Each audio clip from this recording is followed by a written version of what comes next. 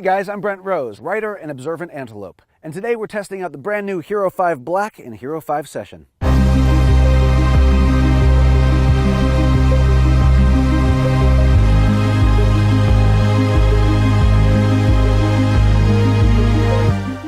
So these are the two new GoPro cameras. This is the Hero5 Black, which is the flagship model, and this is the diminutive Hero5 Session, which is smaller and a little bit cheaper. Let's start with the Hero5 Black. Here's what's new and what's different. First of all, it finally has a touch screen, and it's really nice, very, very responsive. The Hero 4 Black didn't have a touch screen, but it had the high frame rates. The Hero 4 Silver had the touch screen, but the lower frame rates. So finally, GoPro wised up and they combined the two into one, and it's definitely a good decision. Another big difference is this is the first flagship GoPro that's waterproof by itself without a case. Now, it's just waterproof to 33 feet, but that should be good for surfing, snorkeling, most water sports other than scuba diving. And that means you can get away with just a smaller frame case for it. So it's a little bit lighter and it preserves much better audio. Audio check. How do I sound? What they did is they put in these innovative tiny mics that clear themselves of water. Mic clearing. As far as resolutions and frame rates go, it's all the same as it was with the Hero 4 Black. You've got 4K at 30 frames a second and 1080p at frames of up to 120 frames a second for really nice slow motion. That said, there are some new shooting modes. For starters, there's linear view.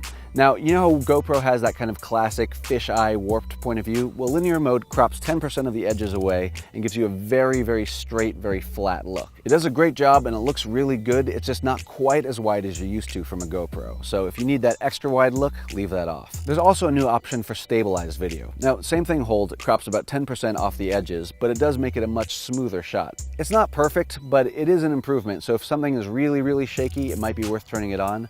But again, if you're doing POV, you're gonna lose a lot of the edges and the top and bottom. So again, I'm not totally sure it's worth it. For those who've used action cameras before, you know that the moments you're white knuckling it on your mountain bike are the moments you want to just start recording, and it's also the moment you don't want to take your hands off the handlebars. Well, the gods have heard you, and now the GoPro can hear you too. GoPro, start recording. GoPro, stop recording. GoPro, shoot a burst. Both the Hero5 Black and the Hero5 Session offer about 10 voice controls, and they can do it in 7 different languages. GoPro, dispara una ráfaga. GoPro, shuto o shashin.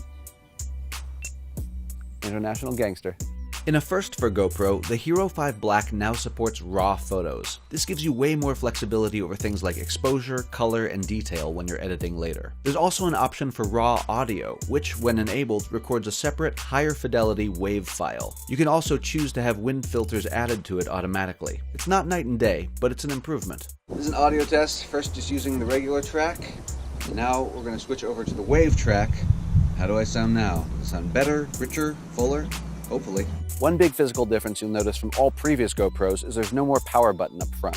It's been moved to the side where the Wi-Fi button used to be. Now you can still use it to scroll through commands and change modes and all that stuff, which is good because when touchscreens are wet, they don't work at all. One other physical difference, and this one on the negative side, you can easily see that this one is rolling by the big red flashing light.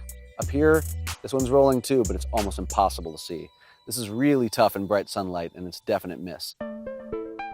This is GoPro's new competition. This is the Garmin Verb Ultra 30. It basically looks just like a GoPro. It has all the same frame rates and resolutions, touch screen, voice commands, although not as many commands and only in English. And in general, it's a really high quality. There are some advantages and disadvantages though. The case is designed so you can actually use the touch screen even when it's in the waterproof case, but ultimately it doesn't work that well. In fact, even outside of the case, the menu system's a little bit clunky and it's a little bit slow, at least compared to GoPros. So that's a big win for the Hero5 Black.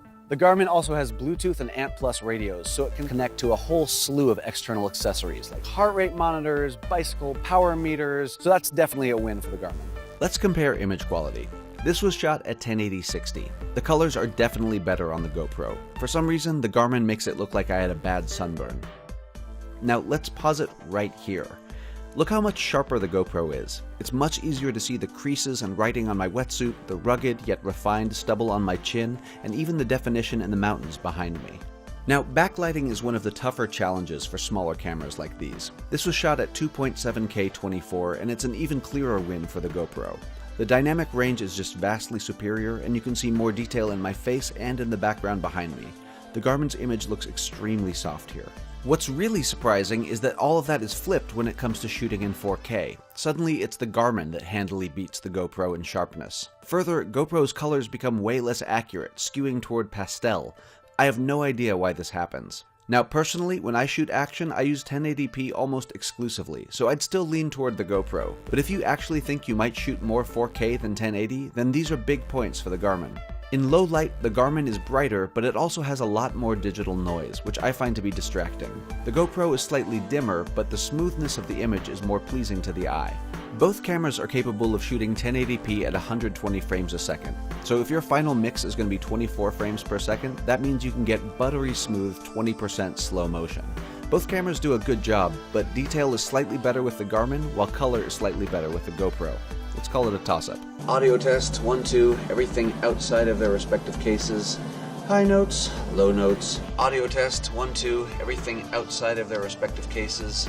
High notes, low notes. 1, 2, 1, 2, everything in its respective waterproof or frame cases. Testing. High notes, low notes. 1, 2, 1, 2, everything in its respective waterproof or frame cases. Testing. High notes, low notes. It's definitely a close contest, but we're giving the win to the GoPro Hero5 Black.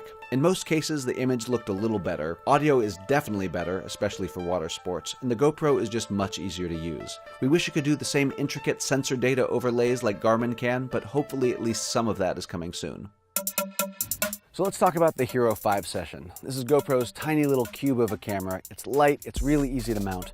Physically, it's identical to the Hero4 session, but there are some key upgrades to the brains. For starters, it now does 4K at 30 frames a second and 1080 at speeds of up to 90. That's a big upgrade from where it came from. Photos have been upgraded from 8 megapixels to 10 megapixels. Like its big brother, it has linear view and stabilization options, and it also has voice commands, which is really awesome. Also, a big upgrade from last year is you can now use the rear button and button on top to change modes in the camera and adjust all of the settings. Previously, you had to pair it with an app or remote control, which was a huge pain in the ass. This is much better. Video quality has just gotten massively better. There's just so much more detail than there was in the first generation session. Shapes are more defined, its dynamic range is wider, and it simply looks like a higher-end camera. The image is a little bit darker, which is what happens when you swap in a sensor with higher pixel density, but it's absolutely worth the trade-off.